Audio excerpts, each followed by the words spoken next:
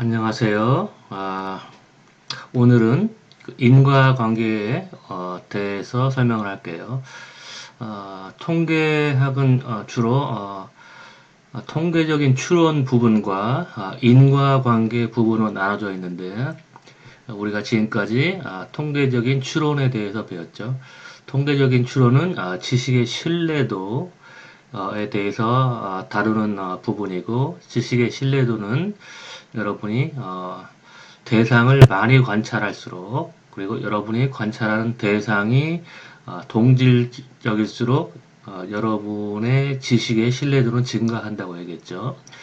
그래서 통계적인 추론은 지식의 신뢰도를 다루는 부분이고, 인과관계 분석 부분은 지식의 타당성을 다루는 부분이에요. 지식의 타당성이라고 하면은 여러분이 얻은 지식이 여러분이 관찰한 대상하고 실제로 일치하는지. 그러니까 여러분이 대상을 많이 관찰해도 잘못된 관찰을 할 수가 있죠. 그리고 또 여러분이 얻은 지식이 아무리 많이 관찰한다고 해도 편견이 들어가 있는 지식이 있죠. 그런 게 바로 타당성이 없는 지식이에요. 예를 들어 가지고 뭐 미국의 할리우드 영화를 보고 이제 미국 사람에 대한 평가를 한달지, 그리고 국가마다 다른 나라 사람들에 대한 어떤 편견과 뭐 선입견 그런 것들이 있잖아요. 그리고 한국에서도 지역마다 다른 지역 사람들에 대한 선입견이 있고, 이처럼 이제 선입견을 가지고 사람들을 관찰한다면 아무리 많이 관찰한다고 해도 자신의 선입견에 부합하는 그런 생각을 마찬가지로 하겠죠.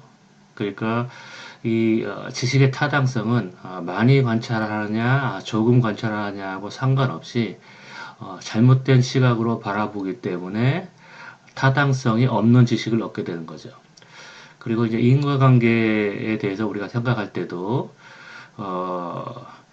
이 인과관계라는 거는 우리가 관찰하는 원인과 그 다음에 결과와의 관계인데, 우리는 대부분 겉으로 보이는 걸 가지고 인과관계에 놓여 있다고 생각을 하는 거죠. 예를 들어서 어떤 사람이 뭐 성공하는지, 또 어떤 사람이 취업을 잘하는지, 어떤 학생이 성적을 잘 받는가, 또 어떤 학생이 친구들을 잘 사귀고 인기가 있는지, 이제 그런 거를 우리는 매일같이 관찰하고 관심이 있어 하죠. 그런데 우리가 그와 같은 관찰로부터 얻을 수 있는 결론은 주로 피상적으로 볼 수 있는, 눈에 보이는 걸 가지고 우리는 평가를 하죠. 예를 들어 가지고 어떤 사람이 어떤 학생이 취직을 잘했다고 한다면 겉으로 알 수 있는 거, 뭐 그 학생의 어떤 성적, 학교에서 성적이 얼마큼 높았는지를 보고 누구누구는 역시 성적을 잘 받았더니 취직을 잘하더라, 이런 결론을 내리죠. 그리고 어떤 친구들이 인기가 있다면 큰 친구는 굉장히 사교성이 좋고 항상 웃는 낯으로 사람들 대하기 때문에 역시 인기가 좋다, 그런 식으로 생각을 하죠. 일단 눈에 띄는 걸 가지고. 근데 문제는 어떤 결과를 초래하는 거는 한 가지 눈에 띄는 그런 변수뿐만 아니라 눈에 보이지 않는 수많은 것들이 같이 결과를 초래하는 거죠. 그러니까 피상적으로 관찰할 수 있는 것뿐만 아니라 관찰할 수 없는 것이 막 섞여가지고 어떤 결과를 초래하는데, 우리들은 주로 눈에 띄는 걸 가지고 판단을 하죠. 또 더더군다나 더욱 심각한 문제는 눈에 띄는 것과 눈에 띄지 않는 것들이 막 서로 섞여 있어서 우리가 눈에 띄는 것으로만 판단을 하면 눈에 띄지 않는 것이 미치는 영향을 간과할 수가 있죠. 예를 들어 가지고 조금 전에 얘기했듯이 어떤 학생이 성적이 좋고, 그 성적이 좋은 학생이 취직을 잘한다고 하면 우리는 겉으로 보이는 것 가지고 성적이 좋은 학생이 취직을 잘한다, 그렇게 생각할 수 있겠죠.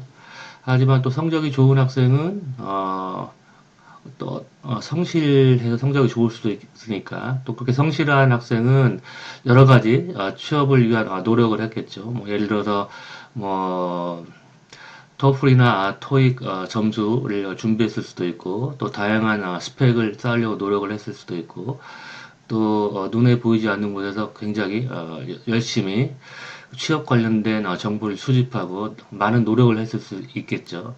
이처럼 취업을 잘하는 사람들의 어, 취업을 잘하는 사람으로부터 우리는 눈에 띄는 걸 가지고 평가하지만 눈에 띄지 않는 것들, 그런 많은 노력들을 관찰할 수 없는 것이죠. 그렇다면은 이 사람이 성적 때문에 취업을 잘한 것인지 우리가 관찰할 수 없는 노력 때문에 취업을 잘한 것인지는 우리가 알 수가 없는 거죠. 왜냐하면 이 사람의 노력과 성격은 서로 밀접하게 관련이 있는데 우리가 관찰할 수 있는 것은 일부분이기 때문에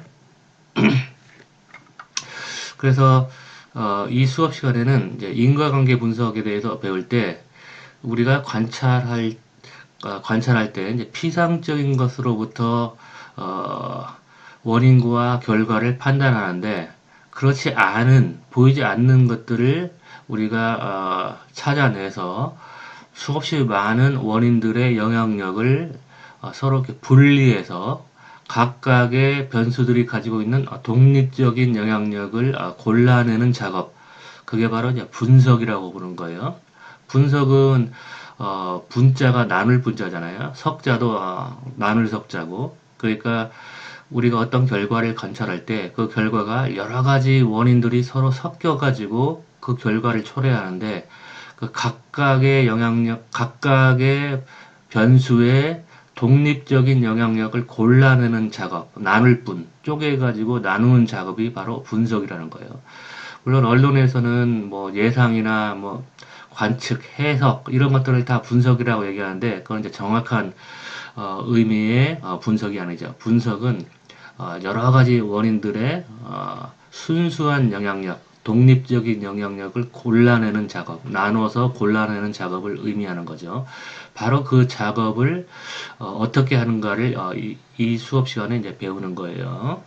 먼저 이 그래프를 보면은 이 그래프가 보여주는 건 Black and White SAT Math Achievement GAP Achievement Gap Over Time 그러니까 흑인과 백인의 SAT라는 대학 입학 관련 수능 건 시험 같은 거죠. 미국에서 수학 성취도의 차이를 보여주는 거죠. 시간에 따른 차이. 그래서 지금 Y축이 두 개가 있는데 이 왼쪽이 Mean SAT Math Score니까 SAT 수학 성적 그 흑인과 백인의 SAT 수학 평균 성적을 의미하는 거죠. 그리고 오른쪽에 있는 Y축은 GAP하고 가로 열고 스탠다드 디비에이션 이렇게 써 있으니까 그러니까 스탠다드 디비에이션으로 표시된 차이를 보여주는 거죠. 그러니까 표준 편차로 측정된 흑인과 백인 학생의 성적 차이를 나타내는 거죠. 그래서 여기는 이제 이 색깔이 나타나지 않았는데 이 이 짙은 부분이 백인 학생의 수학 성적 평균을 나타내는 거예요. 그리고 이 아래쪽에 있는 게 흑인 학생의 수학 성적 평균을 나타내는 거예요. 그러니까 평균의 차이는 이 두 선의 차이를 의미하는 거겠죠.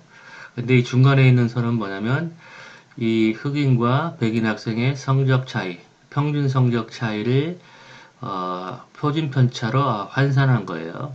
지난 시간에 배웠듯이 이처럼 표준 편차로 환산하는 이유는 우리가 학생들의 성적을 표준화시켜서 이 시기별로 이 다른 성적을 서로 비교할 수 있게 만드는 거예요. 왜냐하면 시기별로 학생들의 성적이 점수 차이만 나는 게 아니라 성적의 편차 차이도 나겠죠. 그래서 시기별로 표준화된 점수로 비교하기 위해서 이 표준 편차를 이용해서 비교하는 거예요. 달리 얘기하면 이 표준 편차가 G값이랑 마찬가지죠. 지난 시간에 보여준 강의 노트를 보여주면 이처럼 학생들의 성적이 예를 들어서 98점으로부터 이렇게 72점까지 있을 때 평균이 이제 84.9가 되겠죠. 그리고 이제 표준 편차를 구해서 계산을 하면 G값을 구할 수 있다고 했죠. G값은 각 학생의 성적 빼기 평균 84.9 이렇게 되는 거죠. 그래서 G값을 이렇게 분포를 하면 마이너스 2에서 2 사이에 이렇게 분포가 된다고 얘기했었죠. 그러니까 1표준 편차에 해당되는 게 G값이 1이게 되겠죠. 그래서 평균이 84.9일 때 G값이 이렇게 해당이 되고, 그 다음에 1표준 편차, 1표준 편차에 해당하는 그 성적, 그러니까 이 경우에 한 10점 정도 10점 정도가 1표준 편차에 해당하는 성적이죠. 그래서 마찬가지로 이 그림도 여기 보면은 1표준 편차에 해당하는 성적이 있을 수가 있겠죠. 근데 이 그림에 의하면 흑인 학생과 백인 학생의 평균 성적 차이가 1표준 편차에는 못 미치죠. 1표준 편차 차이가 난다면 그래프가 이렇게 돼야겠죠. 편차로 표시했을 때, G값으로 표시했을 때. 근데 1표준 편차에는 못 미치고 아까 0.9 정도, 0.9 정도 표준 편차를 중심으로 이렇게 학생들의 성적 차이가 형성됐다는 걸 알 수 있죠.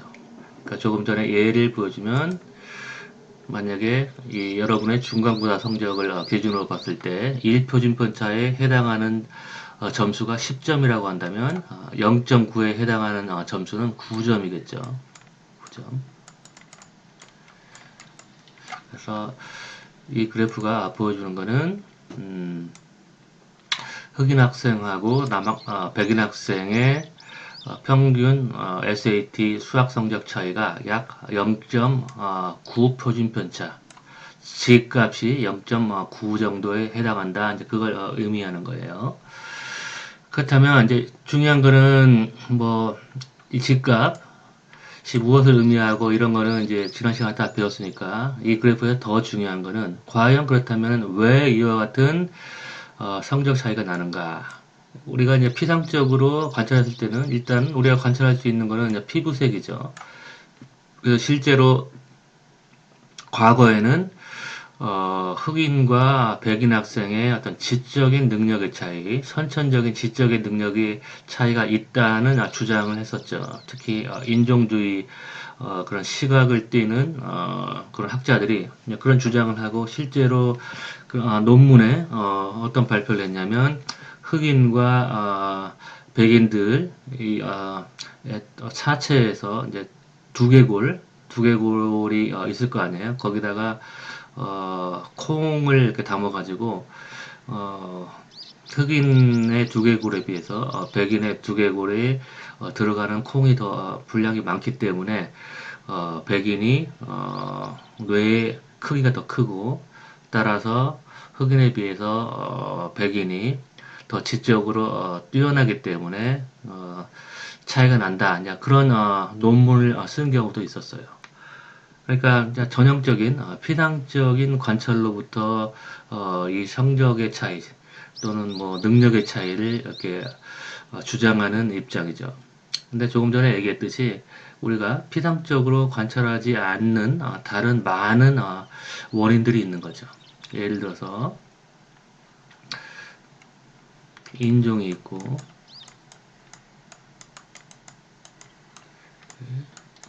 성적이 있다면 이 사이에는 수없이 많은 다른 변수들이 있죠. 예를 들어 가지고 흑인하고 백인하고는 사회 경제적인 지위 차이가 있죠. 그걸 이제 SES라고 부르는데 Socio Economic Status. 그래서 주로 이제 경제 능력이나 뭐 교육 수준 뭐 그런 것들을 얘기하는 거죠. 그렇다면은 되게 이 세 변수 간의 관계를 보면 피상적인 관찰에 의하면 요것만 보고 인종이 성적에 영향을 미친다 그렇게 주장을 하는데 보이지 않는 곳에 숨어져 있는 이런 매개 변수 또는 잠복 변수라고도 불러요. lurking variable 이렇게 숨어 있다는 거예요. lurking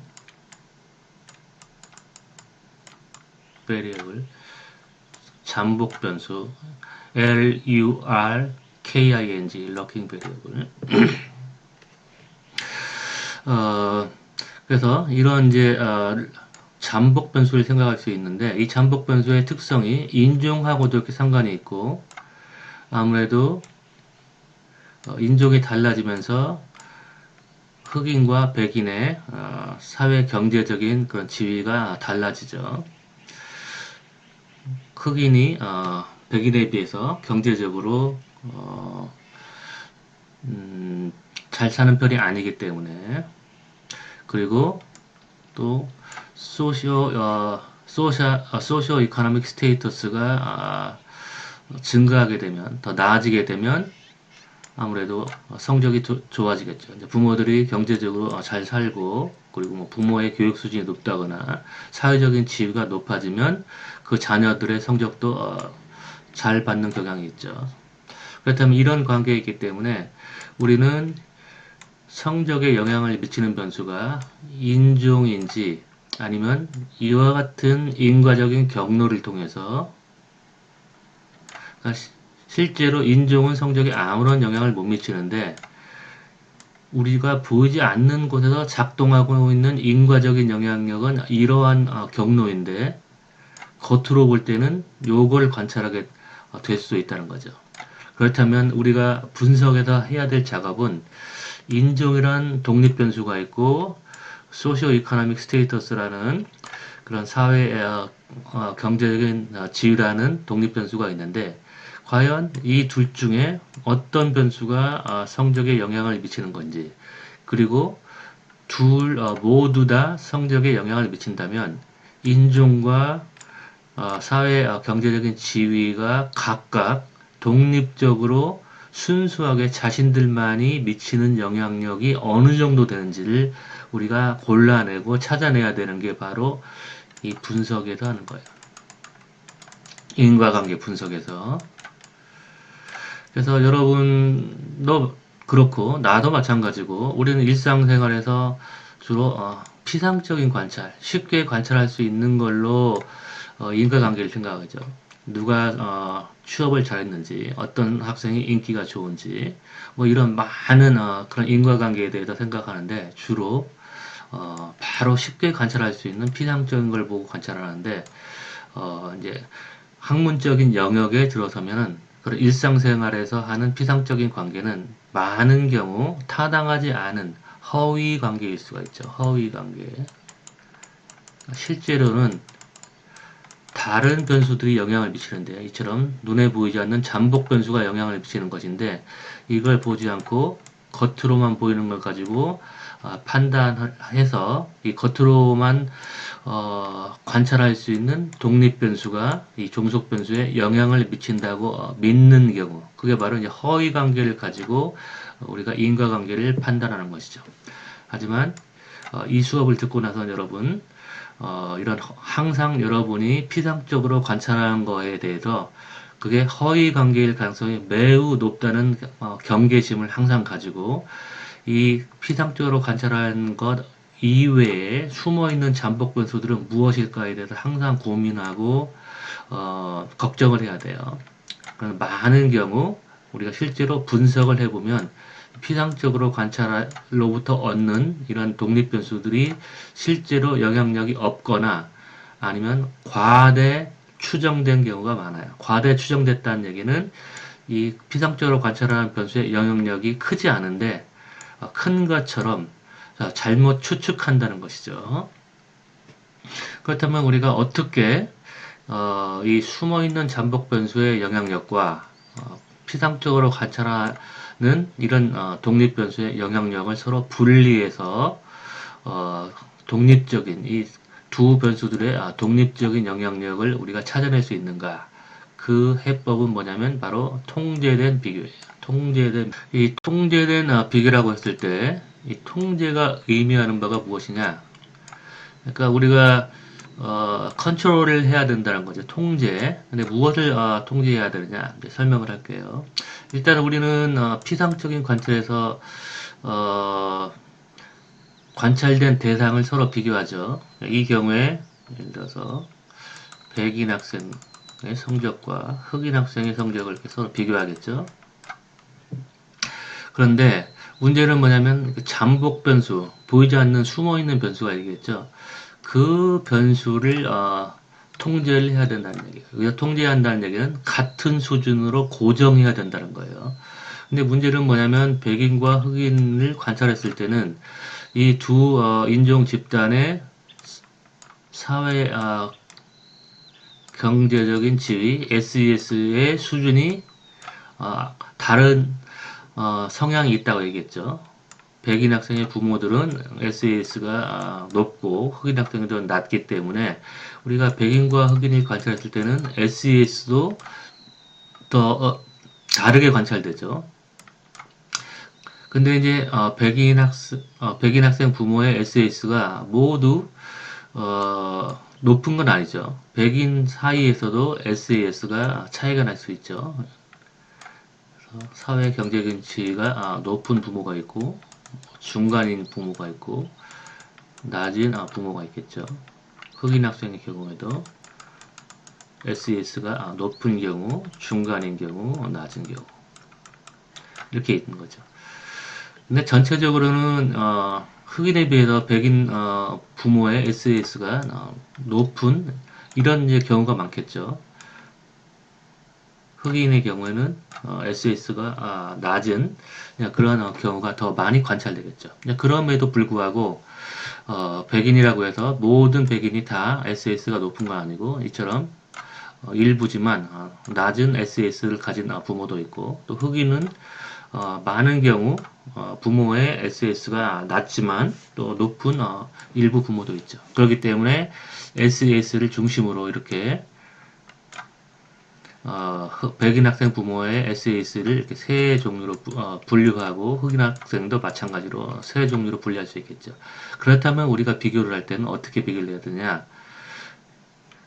SES가 높은 백인 학생하고 누구를 비교해야겠어요?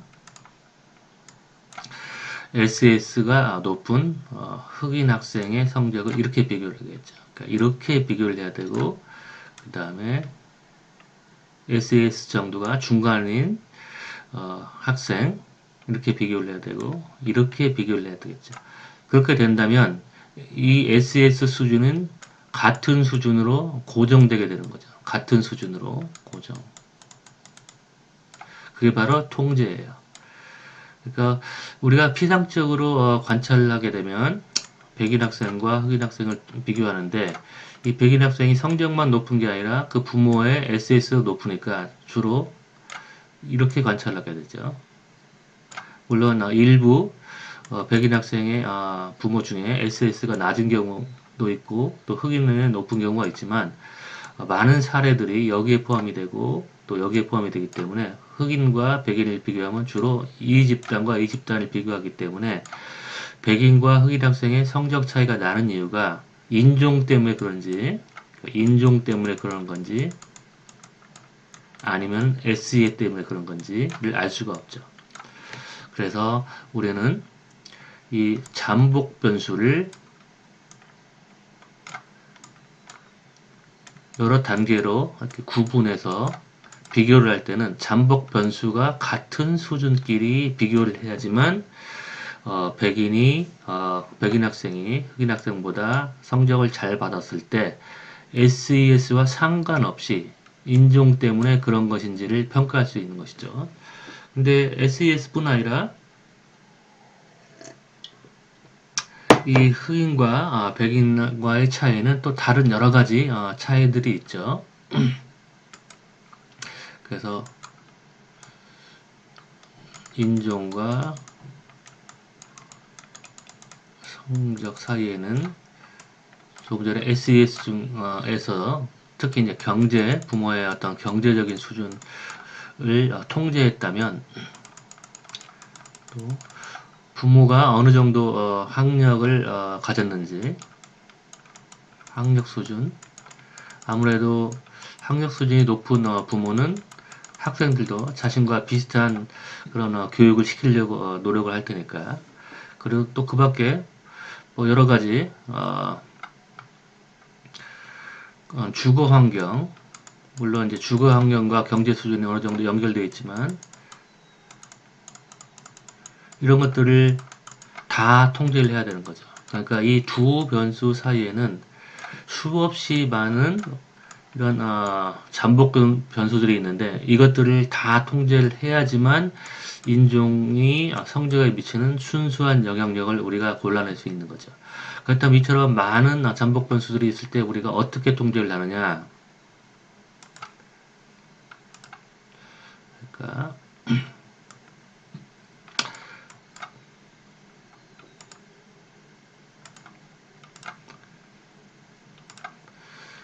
여기 백인이 있고 흑인이 있다면 경제적인 수준으로 백인과 흑인을 이렇게 상중하 이렇게 나누고 상중하 이렇게 나누고 그 다음에 아까 조금 전에 얘기했듯이 부모의 교육 수준, 또 교육 수준이라는 잠복 변수가 있겠죠. 그러면 또 교육 수준에 따라서 또 각 집단을 또 이렇게 나눠야겠죠. 이렇게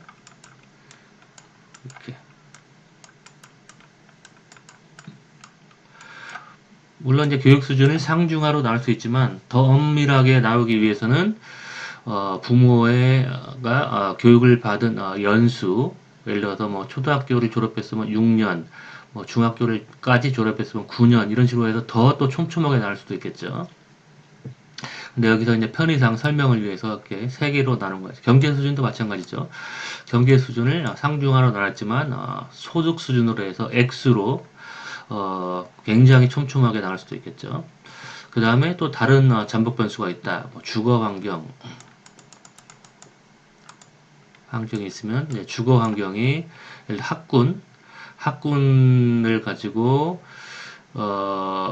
예를 들어서 이 학생이 거주하는 지역의 학교들의 평균 뭐 성취도 성적 결과 이렇게 해가지고 또 이걸로 상중하 이렇게 또 쪼개야겠죠.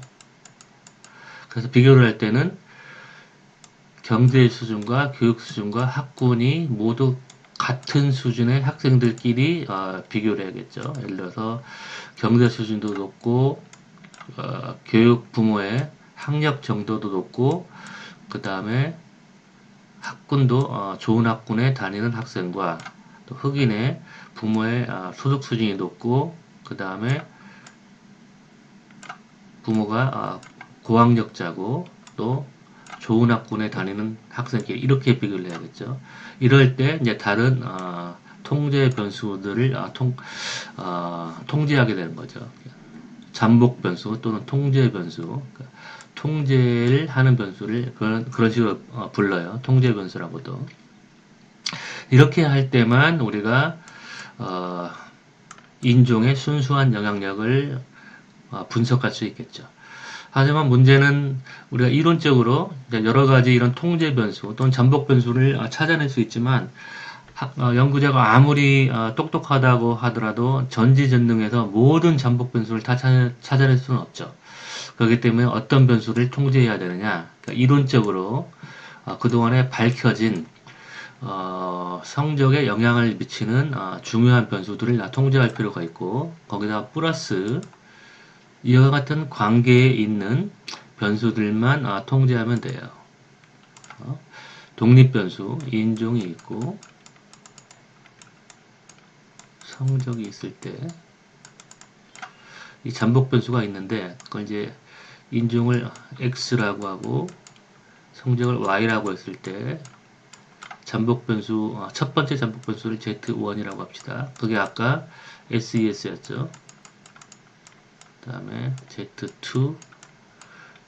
Z2가 학력, 부모의 학력, 또 재수들이가 있고 등등등등이 있는데 어떤 변수를 꼭 통제해야 되냐면 이 잠복 변수가 독립 변수하고도 상관되어 있고 그 다음에 종속 변수 y하고도 상관되어 있는 이러한 변수는 꼭 통제를 해야 돼요. 그 이유는 뭐냐면 인종이 성적을 영향을 미치지만 동시에 인종은 부모의 SAS하고 연관이 되어 있고 또 SAS가 성적에 영향을 미치기 때문에 만약에 이 잠복 변수가 독립 변수하고도 상관되어 있고 종속 변수하고 상관되어 있다면 그렇다면 이 성적에 영향을 미치는 게 인종 때문인지 아니면 이와 같은 인과적인 경로를 통해서 잠복 변수 때문에 일어난지를 알 수가 없는 거죠. 그렇지만 어떤 변수가 있는데 이 변수가 인종하고 상관이 없거나 y하고도 상관이 없다면 그렇다면 이와 같은 잠복 변수는 통제할 필요가 없어요. 왜냐하면 이와 같은 잠복 변수는 이와 같은 인과적인 경로가 만들어지지 않기 때문에 인과적인 관계가 형성되지 않기 때문에 인종 때문에 성적을 미치는 것인지 아니면 이 Z4라는 변수 때문에 이런 Z4라는 변수가 개입돼서 이와 같은 변수 때문에 이 성적이 달라지는지를 알 수가 없는 것이죠. 그렇기 때문에 어떤 변수가 있는데 이 변수가 인종하고 상관이 없거나 성적하고 상관이 없다면 굳이 이와 같은 변수는 통제할 필요가 없는 거예요. 예를 들어서 Z4가 학생들의 옷 색깔의 명도라고 해봅시다. 밝은 정도. 그러면 흑인 학생이라고 해서 더 밝은 옷을 입고 백인 학생이라서 더 어두운 색깔을 입는 건 아니죠. 그렇기 때문에 인종과 이 명도, 학생들의 옷 색깔의 명도하고는 관계가 없죠. 물론 관계가 있다고 또 해봅시다. 우연하게 있다고 쳐도 그러면 옷 색깔이 밝은 정도하고 학생들의 성적하고 상관관계가 발견하기 어렵죠. 이론적으로. 물론 뭐 굳이 찾아보면 뭐 밝은 옷을 입는 학생들이 뭐 성격이 뭐 낙천적이어서 뭐 성적에 영향을 미친다는 그런 또 새로운 발견을 할 수도 있죠. 근데 지금까지는 옷 색깔의 밝은 정도가 학생들의 성적에 영향을 미친다거나 또 인종에 따라서 학생들의 옷 색깔이 달라진다거나 그럴 관계를 이론적으로 설명할 수 있는 근거는 없잖아요. 한국의 경우에는 이제 독립 변수가 인종이 아니라 지역이 되겠죠. 그러니까 지역별로 학생들이 즐겨 입는 옷의 색깔의 명도가 달라진다. 이와 같은 이론적인 근거를 찾기가 어렵죠.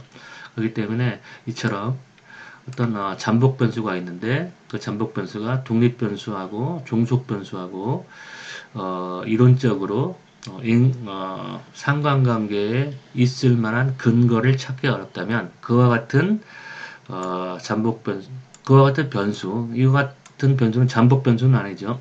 그와 같은 제3의, 제4의 변수는 굳이 통제할 필요가 없어요. 여기서 통제할 필요가 없다는 의미는 학생들을 옷 색깔별로 구분을 하고 그러니까 아주 밝은 옷, 그 다음에 중간 밝은 옷, 그 다음에 어두운 옷 이렇게 분류를 해가지고 비교를 할 때 흑인 학생과 백인 학생을 비교할 때 밝은 색의 옷을 입는 흑인 학생과 백인 학생을 비교하고 중간 색깔 옷을 입는 흑인 학생, 백인 학생을 비교하고 이렇게 할 필요가 없다는 얘기예요. 그래서 여러분이 이제 앞으로 어떤 인과관계에 대해서 생각할 때는 항상 이 잠복 변수의 존재 가능성에 대해서 신중하게 생각을 해야 되고 또 여러분이 어떤 토론회나 논쟁을 할 때 상대편 학생이 어떤 인과관계에 관련된 주장을 했을 때는 쉽게 그 주장을 무너뜨릴 수 있는 방법은 그 학생이 피상적인 관찰로부터 인과관계를 주장하는지, 그리고 더 좋은 방법은 여러분이 이 잠복 변수를 찾아내서 상대편이 주장하는 인과관계가 왜 타당하지 않는가를 설명하는 거예요. 그러니까 당신은 X가 Y에 영향을 미친다고 얘기를 했지만 X가 Y에 영향을 미치는 게 아니라 X가 Z하고 상관이 있고 Z가 Y에 영향을 미쳐서 그런 거고, 그렇기 때문에 X가 Y에 영향을 미치는 게 아니라 사실은 Z 때문에 X가 Y에 영향을 미치는 것처럼 보이는 것뿐이다. 실제로 실제의 인과관계는 X와 Z, Z와 Y의 인과관계다. 그렇게 주장을 하면 상대편은 상대편 주장을 무너뜨릴 수 있는 거고, 우리가 학자들이 자연과학이 됐건 사회과학이 됐건 논문을 쓰는 게 바로 그거예요. 그래서 예를 들어서 정치학의 경우 정부 형태가 권력 집중에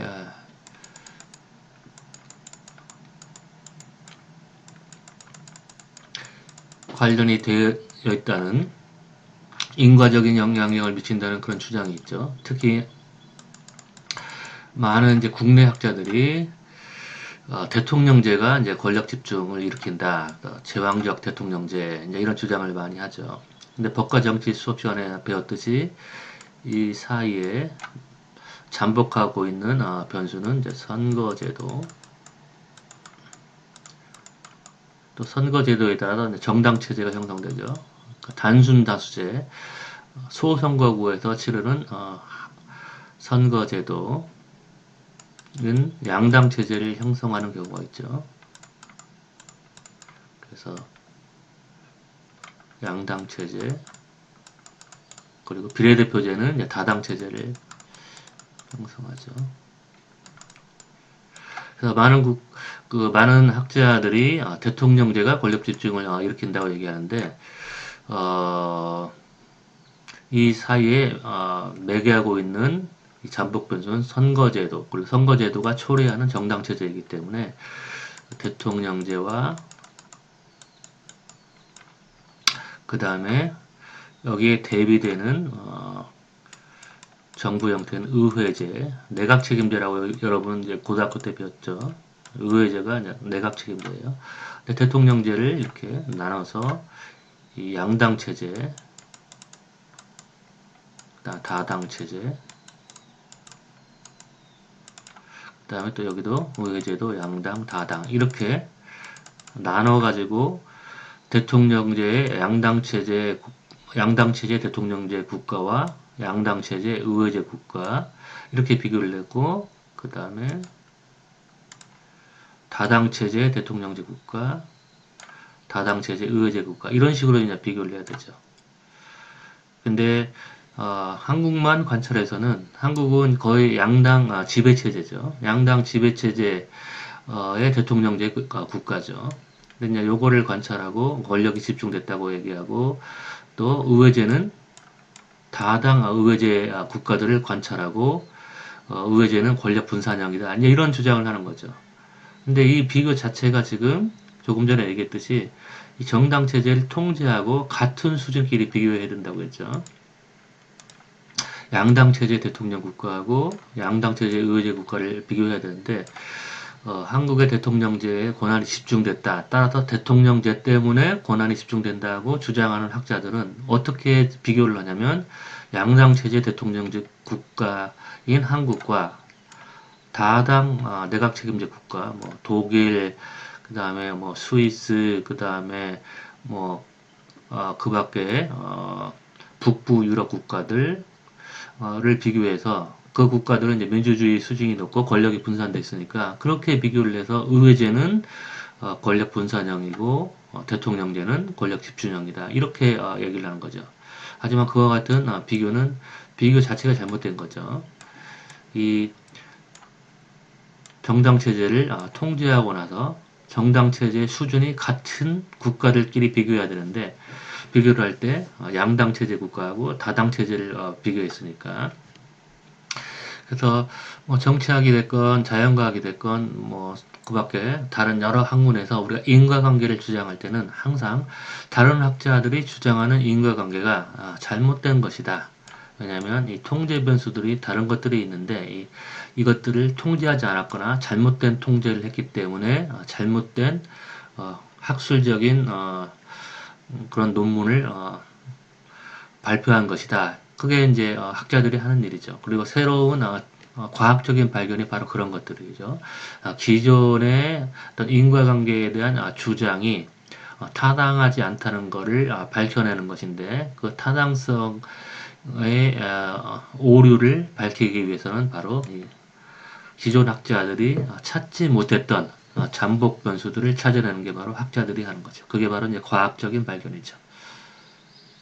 그리고 여러분이 접하는 수없이 많은 지식들은 이처럼 타당하지 않은 허위 관계를 실제 인과관계처럼 주장하고, 그러니까 뭐 친구들 사이의 주장뿐 아니라 여러분이 흔히 접하는 언론에서 접하는 많은 신문 기사들도 물론 요즘에는 뭐 기레기라고도 하고 뭐 그런 이제 기자들이 그런 진실을 밝히는 그런 작업을 하기보다는 어떤 정치권의 특정한 그런 정당의 우호적인 그런 왜곡된 기사를 많이 쓰기도 하는데 그런 걸 뛰어넘어서 데이터를 가지고 어떤 그 결과를 가지고 기사를 써도 그 자체도 잘못된 기사인 경우, 타당성이 결여된 그런 기사인 경우가 많이 있죠.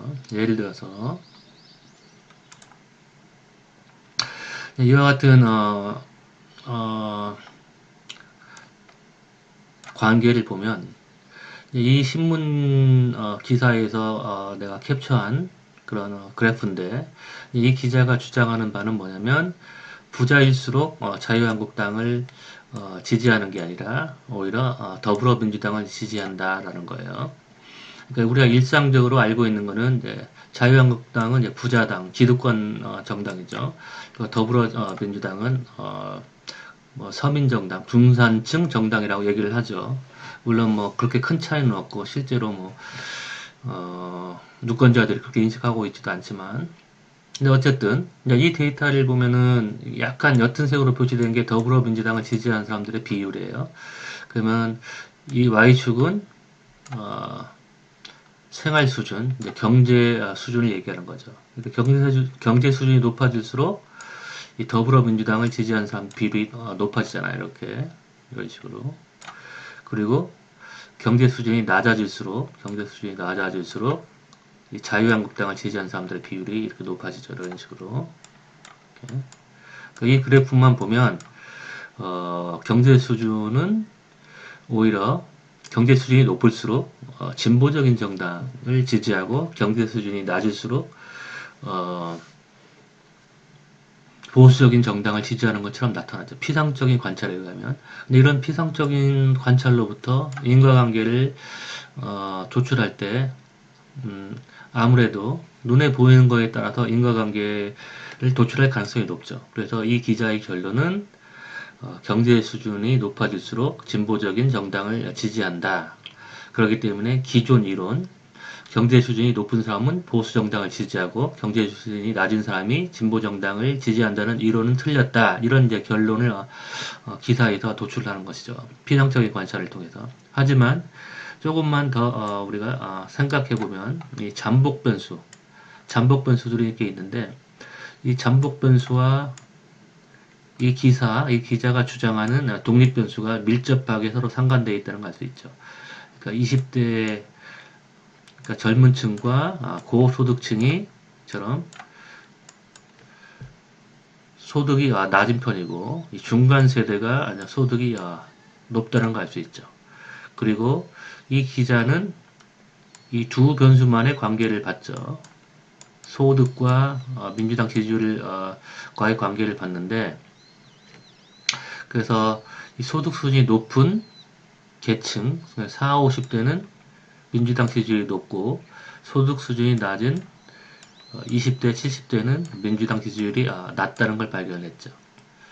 그렇다면 이 둘만 봤기 때문에 소득 수준과 민주당 지지율이 서로 상반되어 있는 것처럼 보이지만 이 연령층을 또 보면 연령층이 낮은 세대와 연령층이 높은 세대가 민주당 지지율이 이렇게 낮게 나타나죠. 중간 세대가 민주당 지지율이 높게 나타나고 따라서 이 표를 보면 민주당 지지율이 소득 때문에 달라지는 건지 아니면은 연령 때문에 달라지는 건지는 알 수가 없는 것이죠.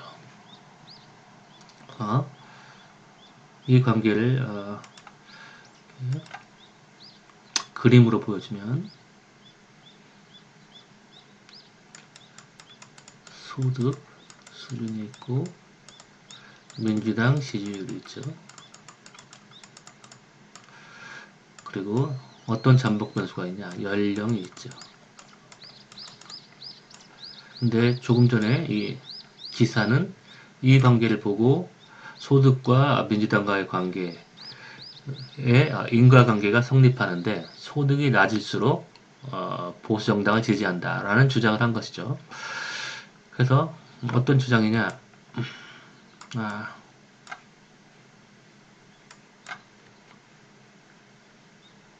민주당 지지율,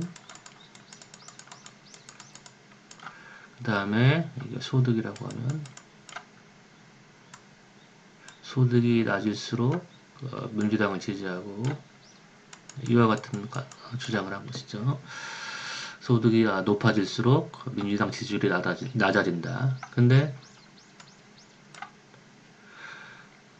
연령과 소득과의 관계를 보면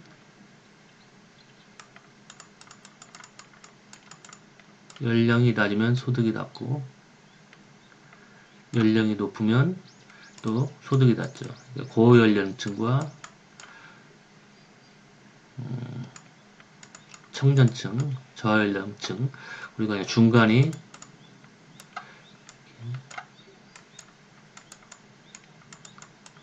이렇게 되는 거죠. 그리고 연령과 또 민주당 지지와의 관계를 보면 연령, 민주당 지지,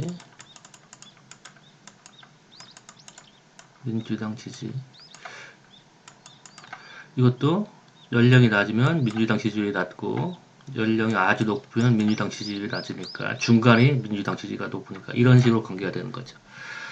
그러면 연령과 소득과의 관계는 이처럼 직선의 관계는 아니지만 이와 같은 비선형적인 관계에 놓여 있죠.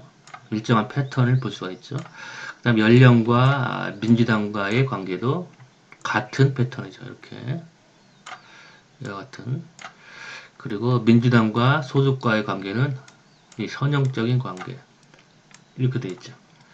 그렇기 때문에 이처럼 이 제2의 변수가 독립변수와 종속변수와 일정한 패턴, 상관관계에 있기 때문에 이 변수를 통제해야지 소득 때문에 민주당, 소득에 따라서 민주당 지지가 차이가 나는지 아니면 연령에 따라서 민주당 지지가 차이가 나는지를 알 수가 있는 거죠.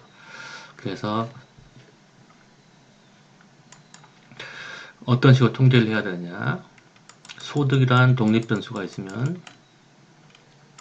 상, 중, 하, 잠복변수, 연령 나눠서 연령, 고연령층, 중간, 저연령층, 중, 이렇게 분리를 한 다음에 소득 수준이 높고 나이가 많은 사람, 소득 수준이 중간이고 나이가 많은 사람, 이런 식으로 비교를 해서 연령을 같은 수준으로 통제하고 나서 소득 수준에 따른 민주당 지지를 관찰해야 되는 거죠. 마찬가지로 연령을 이제 중간 정도 연령대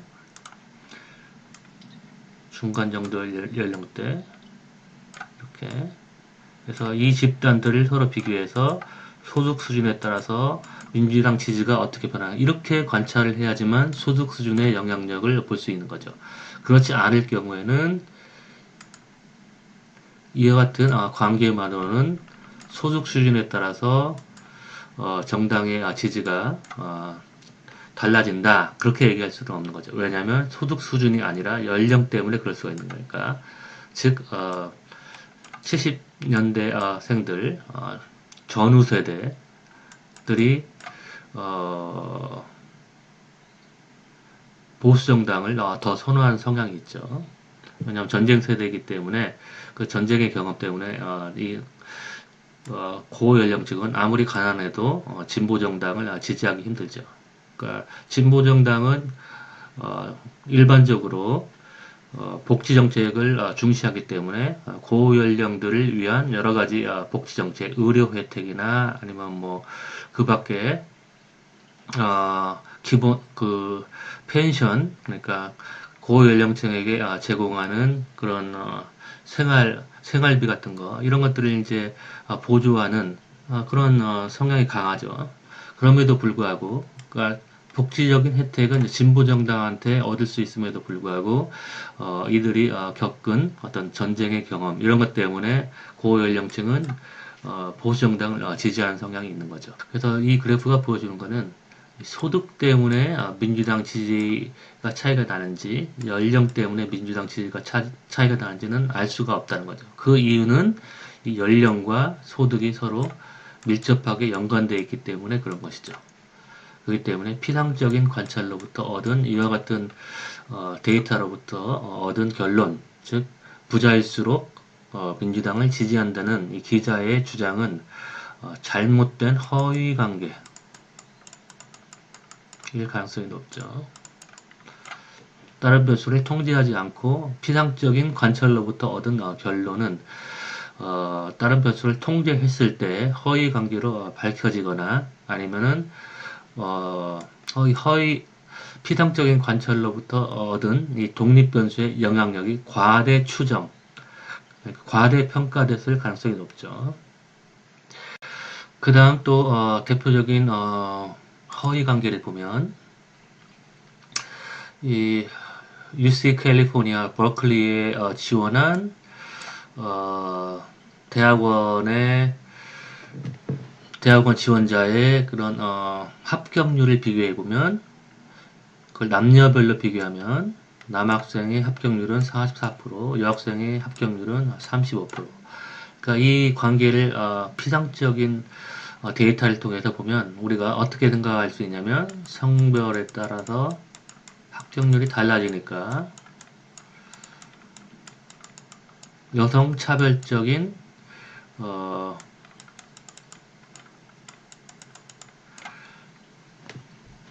그런 선발을 했다. 이제 그렇게 생각을 하겠죠. 남성의 합격률이 여성보다 높으니까. 그러니까 이 어떤 인과적인 성별과 합격률과의 인과적인 그런 관계를 주장하겠죠.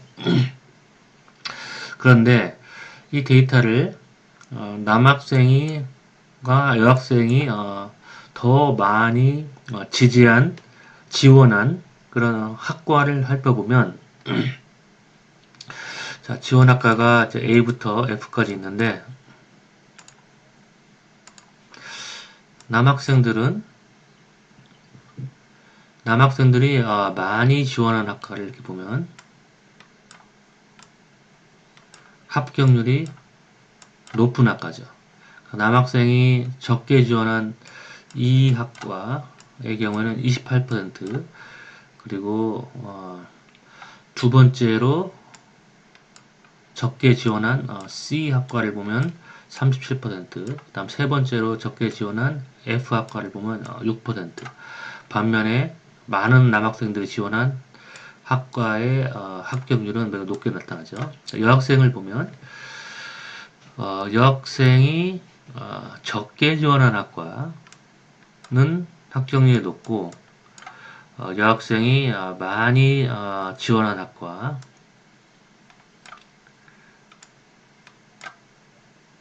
이렇게 보면 가장 많이 지원한 학과는 34%, 합격률이 낮은 편이죠. 그 다음에 두 번째로 많이 지원한 학과는 역시 24%. 반면에 가장 적게 지원한 두 학과는 이처럼 합격률이 높게 나타난 거죠. 그러니까 이 데이터가 보여주는 바는 뭐냐면 남학생들은 합격률이 높은 학과에 많이 지원을 해서 합격률이 높게 나타난 것이고 여학생은 들어가기가 어려운 학과에 지원을 해서 합격률이 낮게 나타나는 사실을 우리가 볼 수가 있는 거죠. 그래서 이 성별 사이에 있는 잠복 변수는 뭐냐면 지원 학과의 난이도 또는 경쟁 정도죠.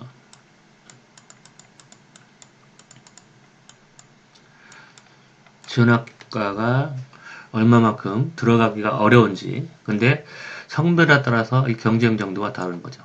그러니까 여성은 들어가기 어려운 학과에 많이 지원했고 남성은 들어가기 쉬운 학과에 많이 지원했죠. 그렇기 때문에 성별과 지원 학과의 경쟁 정도가 서로 상반되어 있다는 걸 알 수 있는 거죠. 경쟁 정도가 달라지면 당연히 합격률도 달라지겠죠.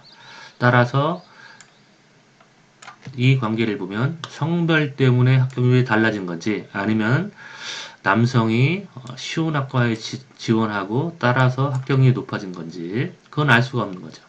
따라서 이 성별의 순수한 영향력을 우리가 평가하기 위해서는 잠복 변수를 같은 수준으로 통제해 놓고 우리가 비교를 해야겠죠. 남녀 독립 변수가 갈라지고 그 다음에 지원 학과의 경쟁 정도에 따라서 상, 중, 하 상중하 이렇게 비교를 해야 되는 거죠.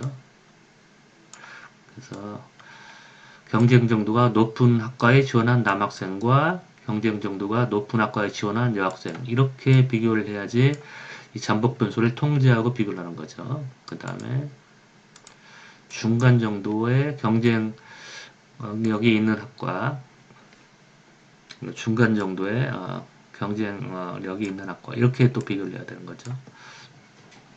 근데 우리는 일반적으로 이 겉으로 쉽게 볼 수 있는 데이터를 보고 피상적인 관찰을 통해서 이와 같은 결론에 도출하는 거죠.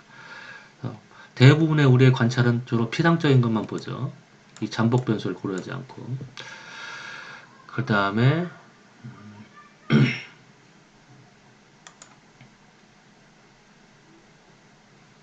이 관계를 보면은 이 신장 결석 환자에서 어떤 치료법이 더 성공률이 높은가를 보여주는 데이터예요.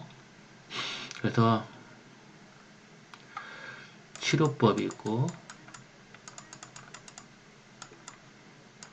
그 다음에 성공률이 있는데 이 데이터에 의하면 개복수술법, 그러니까 배를 이렇게 칼로 열어가지고 하는 전통적인 수술법이죠. 신석절제술은 이제 레이저로 배를 열지 않고 레이저로 치료하는 새로운 수술법인데 신석절제술이 개복수술법보다 성공률이 더 높게 나타났죠. 그렇다면 이제 의대 쪽에서는 새로운 이런 수술법이 더 효과가 높기 때문에 이제 이거를 주로 추천하고 환자들에게도 이거를 신석 절제술로 더 수술을 많이 한다는 그런 결론을 잘 도출할 수도 있겠죠. 그런데 이 개복수술법과 신석 절제술이 성공률의 차이만 있는 게 아니라 주로 개복수술법은 여기 중증 환자에 더 많이 사용을 해요. 경증 환자는 87명 정도만 개복수술법을 통해서 수술을 받았고 중증 환자, 결석을 큰 결석을 가진 중증 환자는 개복수술법을 더 사용을 많이 해요. 이렇게 부등호가 이렇게 되겠죠. 반면에 신석절제술은 경증 환자에게 적용을 많이 해요. 270대 80이니까. 그 얘기는 뭐냐면 이 환자의 증세에 따라서 치료법이 달라진다는 걸 알 수 있죠. 경증 환자는 신석절제술, 중증 환자는 개복수술법, 그리고 증세에 따라서 성공률이 달라지겠죠. 중증 환자는 성공률이 낮고 경증 환자는 성공률이 높겠죠. 따라서 치료법 때문에 성공률이 달라지는 건지 아니면 치료법에 따라 증세가 다르고 증세가 다르기 때문에 성공률이 달라지는지 알 수가 없죠. 그렇기 때문에 이 그래프가 부어진 것처럼 어, 이 환자의 증세에 따라서 따로 비교를 해야 되는 거죠. 경증 환자끼리 비교하고 경증 환자를 대상으로 이 개복수술법과 신석절제술의 차이를 비교를 해야 되는 거죠. 그렇게 했을 때 경증 환자만 놓고 봤을 때는 개복수술법의 성공률은 93%, 그 다음에 신석절제술의 성공률은 87%가 경증 환자만 봤을 때는 오히려 개복수술법이 신석절제술보다 성공률이 높고 또 중증 환자만 봤을 때는 역시 개복수술법이 신석절제술보다 성공률이 높죠. 그러니까 이 집합자료를 봤을 때는 신석절제술이 성공률이 높은데 이처럼 세부자료를 봤을 때는 정반대의 결과가 나오죠. 경증 환자, 중증 환자 모두 개복수술법이 신석절제술보다 성공률이 높게 나오죠. 이처럼 집합자료의 분석 결과하고 세부자료의 분석 결과가 정반대로 나타나죠. 이걸 바로 심슨스 패러독스라고 불러요.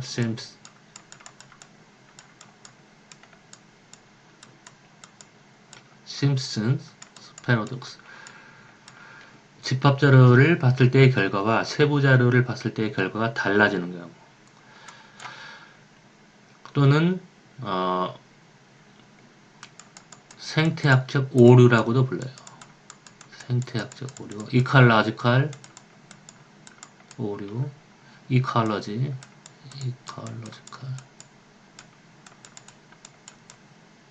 오류.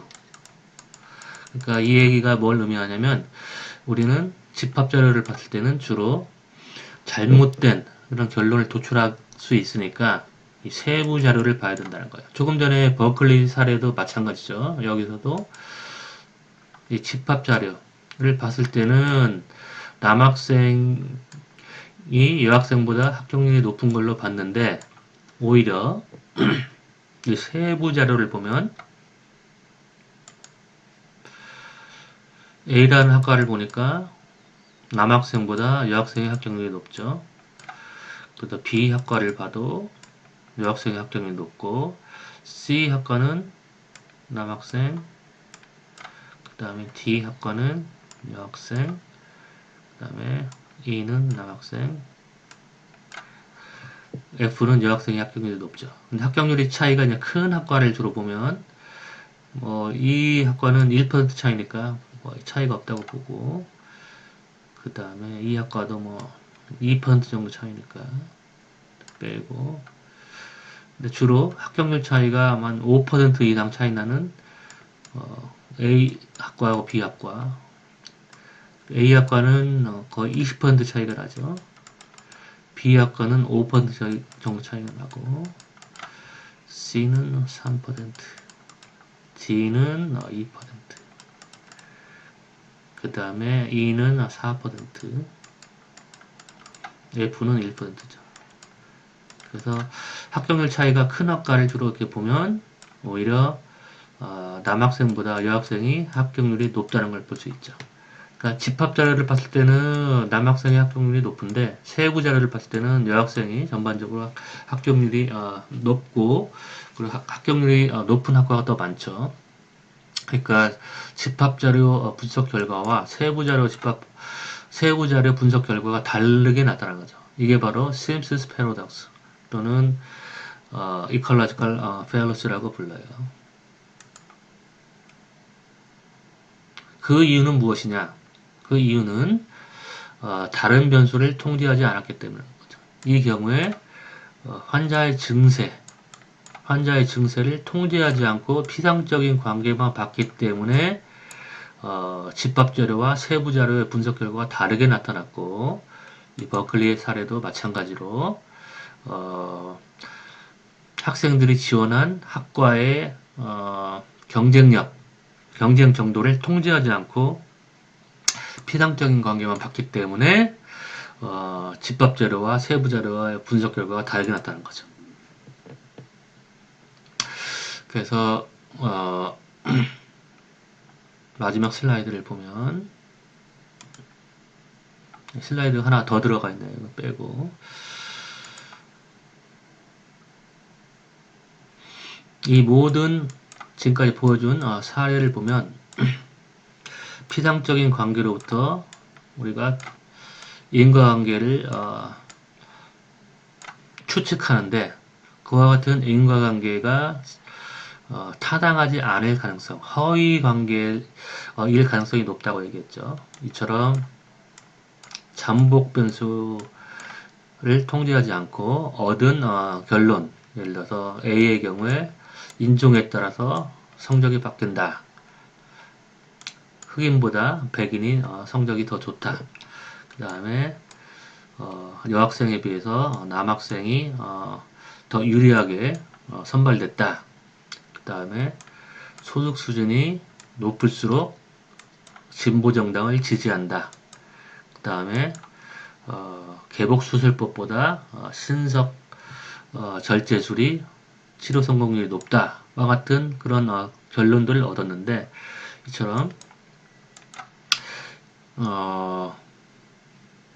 이 경우는 이제 다른 잠복 변수를 통제하고 나서 어떤 다른 결과가 나왔는지를 그건 이제 보여주지 않았지만 이 관계에서는 잠복 변수를 통제하고 나서 세부 자료를 봤을 때 그러니까 잠복 변수를 같은 수준으로 고정했을 때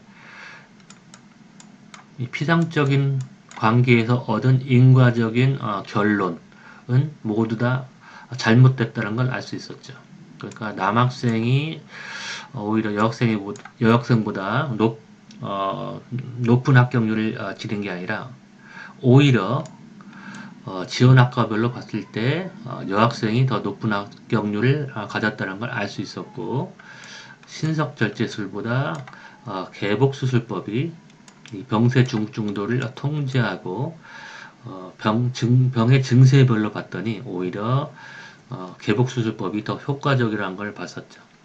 그래서 이 오늘의 강의가 보여주는 것은 우리는 피상적인 관사를 통해서 인과관계를 추측하는데 많은 경우 잠복 변수들이 개입될 가능성이 높고 따라서 이 우리가 관찰하는 피상적인 관계의 독립 변수들의 순수한 영향력, 독립적인 영향력을 우리가 분석해 내기 위해서는 잠복 변수를 반드시 통제를 해야 되고 잠복 변수를 통제한 이후에도 이 독립 변수의 영향력이 있는지 없는지를 관찰해야 된다고 얘기했죠. 그게 바로 분석적인 사고예요.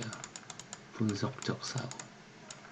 항상 보이지 않는 잠복 변수의 존재의 가능성을 생각해야 되고 그 잠복 변수를 통제한 이후에 피상적인 관계에서 우리가 관찰한 독립 변수의 영향력이 존재하는지 또 존재한다면 어느 정도 되는지를 우리가 측정해내는 게 바로 분석적인 사고예요. 그거를 가능하게 하는 게 이제 나중에 여러분이 배울 회귀 분석, 통계에서 회귀 분석이에요. 그러니까 이제 다음 시간쯤 이 회귀 분석이 어떻게 해서 이 분석적인 사고를 가능하게 하는지, 즉 독립 변수와 이런 잠복 변수들의 순수한 독립적인 영향력을 어떻게 골라내고 측정할 수 있는지를 보여줄 거예요. 오늘의 강의는 여기까지 할게요.